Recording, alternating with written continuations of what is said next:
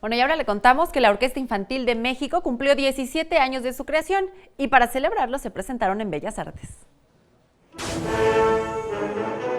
La Orquesta Sinfónica Infantil de México inició su gira nacional número 27. Este fin de semana, el Palacio de Bellas Artes fue una de las sedes de los conciertos que forman parte de sus presentaciones en este 2018.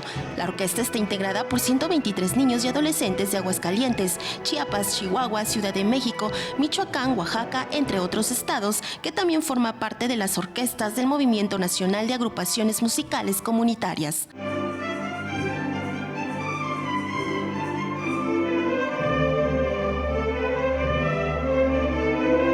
Las piezas que integran el repertorio son de autores clásicos como Rossini, Tchaikovsky y finalizan con un recorrido por pasajes y sentimientos de México a través de las obras de Revueltas, Moncayo y Márquez.